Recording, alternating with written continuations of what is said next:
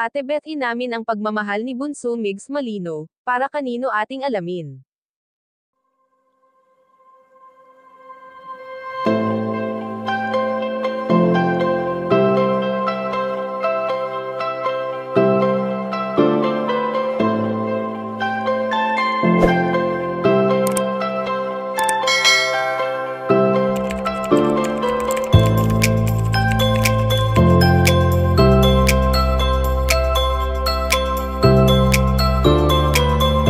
Alam naman natin kung paano makisama si Bunso Migs Malino sa kanyang buong pamilya na maging ang kanyang mga kapatid ay tila tropa niya lamang. Sa palaging pagkakasundo-sundo ng magkakapatid na Malino, ay talagang marami ang humahanga na sana ang lahat ng magkakapatid ay katulad nila.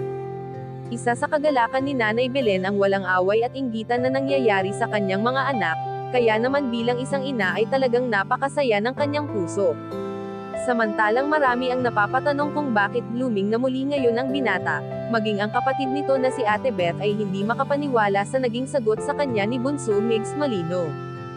Sadyang ikinagulat nga ni Ate Beth nang sabihin ng binata ang dahilan kung bakit siya muling bumabalik sa dating siya, at matapat na inamin ni Bunso Migs Malino na masaya na siya sa ngayon.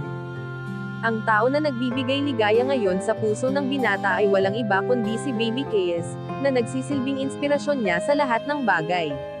Kaya naman sa tuwing umaalis ito ay hindi nawawala ang kanyang pasalubong na talagang nagugustuhan ni Keyes. Sa ganitong pamamaraan nga ay naipaparamdam ng binata ang kanyang pagmamahal para sa kanyang apo. Sa pagiging mabuti nga ni Bunso Migs Malino ay sobrang saya ni Ate Beth sa pagmamahal na ibinibigay nito para sa kanilang buong pamilya. Kayong mga kachika, anong masasabi nyo dito? Please leave the comment and don't forget to subscribe.